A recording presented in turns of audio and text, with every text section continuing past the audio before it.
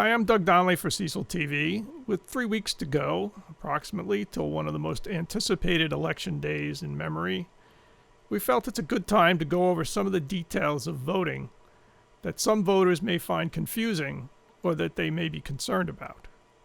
To help us with that, we've invited Cecil County Board of Elections Director Ruie Lavoie to go through some of this with us. She joins us via Skype. Good afternoon, Ruie. Good afternoon, Doug. How are you? I'm good. First, I want to thank you for taking the time to speak with Cecil TV. I'm sure it's a very busy time at the election board. Yes, it is. Thank you for having me. So let's start with mail-in ballots. At this point, people have or will soon receive mail-in ballots that they have requested. What should people know about completing and returning their ballots? The important thing to remember is to mark the ballot, the ovals completely, the circles completely, when they're making their selections for each of the contests. And then also to sign the oath that's included on the envelope. That's important. Insert the ballot into the envelope and drop it at a drop box, or make sure that it's postmarked on or before November 3rd. But there are still people can still request. It's not too late to request a ballot, is it? No, it's not. That's correct. They can still request a ballot either online at elections.maryland.gov or with a paper application. We mailed all Cecil County registered voters an application for a vote by mail ballot, so they can return that application. But the key thing to remember with requesting a mail-in ballot is that we must receive the application no later than October 20th. So that's received in our office by October 20th. Okay. And the my understanding, I think you may have said it, but my understanding, they must be postmarked by election day. The ballots, yes, sir. They have to be postmarked on or before November 3rd, or they can be deposited in one of the drop boxes. Right, but they can be received as late as November 13th, 10 days. That's correct. All right. And if Cecil County voters are interested in in-person voting, they have some choices, right? Yes, they do. We have early voting that starts on October the 26th and it runs through November the 2nd at the Cecil County Administration Building in Elkton from 7 a.m. until 8 p.m. And then we also have in-person voting on Election Day, November 3rd from 7 a.m. until 8 p.m. at all 5 of the public high schools in Cecil County, as well as the Administration Building in Elkton. And the good thing about the vote centers is voters can choose which vote center they want to go to. They don't necessarily have to go to the one near their house. I was wondering about that. Right. So if you work in Elkton but live in Perryville, you can vote at Elkton High or at the admin building, or you could vote at Perryville High. So all 28 ballot styles will be available at all 6 vote centers, as well as they'll be available during the early voting period. Good. Is there, I guess this would pertain mainly to November 3rd, but is there anything people should be planned for in terms of crowds and, say, the lines and the time it may take to vote in person? Yes, we do expect some lines because we have to adhere to the 6-foot distancing guidelines, and also voters will be required to wear a mask inside any of the county high schools or the administration building, and also have their temperature checked with a touchless thermometer. And that's just to keep everybody safe. So we do expect lines because we can only permit a certain number of people in the gymnasiums at one time.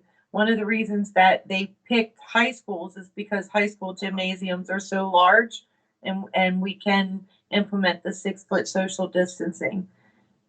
Historically, the best time to vote is in the afternoon, but this election is definitely one for the history book. So I don't know if the same previous trends are going to follow.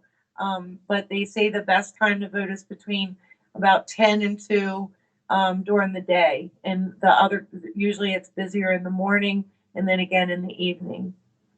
I was planning to go very early. Maybe I need to revise that. Yeah, we usually during early voting, a lot of times when we open up, there's already a line.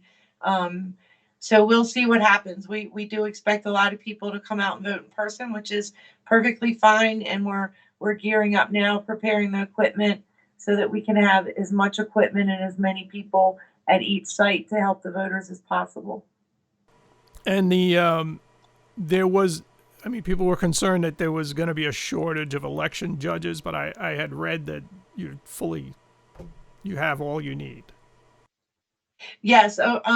For a normal election with all of our precincts, we need about 400. With 6 vote centers, we need about 200, and we are a few short, and we need some reserve judges because in the last week or two, a lot of people have decided not to serve. Um, so I want to have people on reserve that are ready to go out in case there is an opening. So if anyone is interested, they can certainly contact my office because we do have some openings. Great. Okay, so nationally, there are a lot of rumors being spread about fraudulent voting. Even the president at one point said something about he urged his followers to go to the polls to act as monitors and stuff like that. And, I don't. This is Cecil County. I don't know that we're going to have any significant problems. But are there any steps taken to ensure safety and order? You mentioned the mask and the distancing and so forth. But I mean, my experience voting in Cecil County is it's always a very peaceful, orderly, well-run process. Yes. So I'm going to meet with Chief Brooks of Emergency Operations along with the administration here and Major Stanko with the Sheriff's Department because there's always precautions and you always want to have a plan in case something does happen.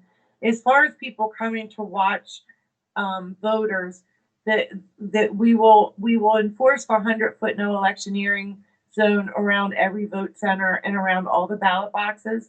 And you have to have a certificate to be able to come into the voting room and observe voting. And Maryland has pretty strict laws about that. So it's not like anyone can just come and say, I want to watch the process. They have to have a certificate, there's guidelines that they must follow while in the voting room. All of those different things I've been training my chief judges, and every vote center will have a vote center manager with a walkie-talkie radio where they can reach me or help if they need it. So we are getting prepared just in case. Like you said, Cecil County doesn't really have any issues like that, but we never know. So we'd rather be prepared. And so we are prepared, and hopefully everything will run smoothly.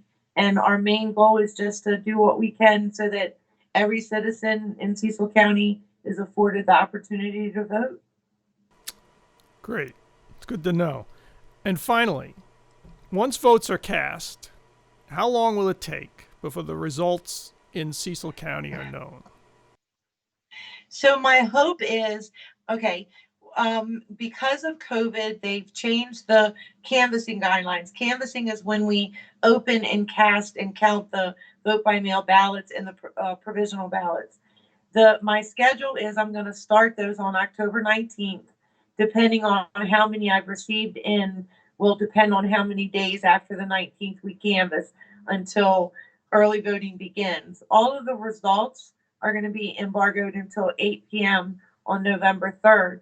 So on November 3rd, as soon as the state gives us the go ahead to release results, I will release all of the vote by mail ballots that we were able to canvass between October 19th and October 26th, as well as all 6 vote center results, as well as the early voting results.